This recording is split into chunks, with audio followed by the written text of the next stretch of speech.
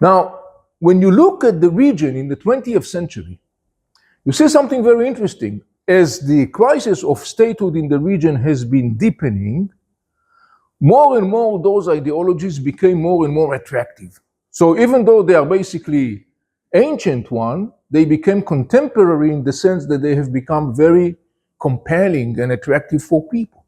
And so when you look at the region in the 20th century, you see how those both Sunnis and Shiites affiliated factors are gaining momentum across the region.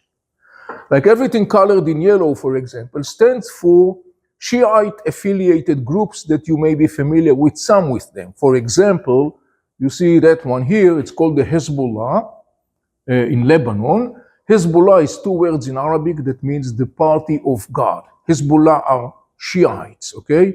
You got Iraqi Shiite militias, you got Pakistani and Afghan Shiite militias. You got another name that you probably heard of, Houthis in Yemen. Houthis are Shiites also in Yemen, about 35% of the Yemenites. And so the yellow stands for this Shiite affiliated political and military factors that appeared in the Middle East in the second part of the 20th century. But you got also Sunni affiliated groups, everything that is colored green that you see in front of you. Like, for example, you see Al-Qaeda. You're probably familiar with the name Al-Qaeda. The 9/11 attack on the United States was carried out by Al-Qaeda. Al-Qaeda is a word in Arabic which means the foundation or the base. You got Taliban that rules Afghanistan. You probably heard about the rule of the Taliban in Afghanistan. Also Sunnis. Al-Qaeda gave birth to a very extreme other organization that you are familiar with, which is called ISIS. Okay?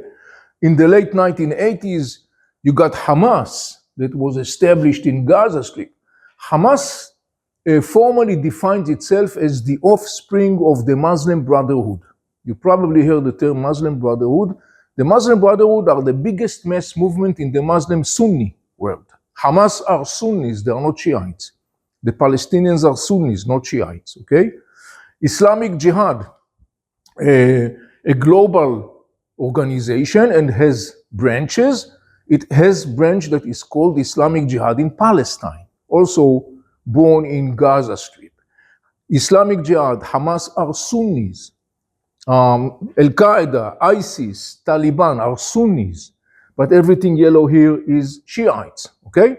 They both gain momentum, and you could see that they are kind of like spreading across the region the more the crisis of statehood in the region is deepening.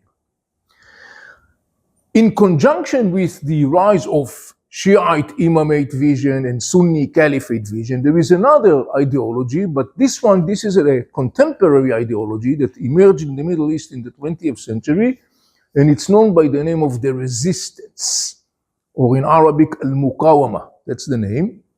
The resistance is an ideology that centers around the objection and rejection of Western values. It basically argues that the Western civilization is corrupted one, and it views the Western civilization as a source of a threat to Islam and its moral values, and therefore it vows to fight against the West everywhere. As part of this ideology, it also vows to eliminate the state of Israel using violence. Why to eliminate the state of Israel? Because they argue that the state of Israel is an outpost of the Western civilization, of the Western imperial and colonial powers. They argue that Israel was established by those Western powers and was inserted or embedded within the body of the Middle East artificially, and Israel is not indigenous to the Middle East. And therefore they argue, this ideology of the resistance argue that it vows to eliminate the state of Israel using violence.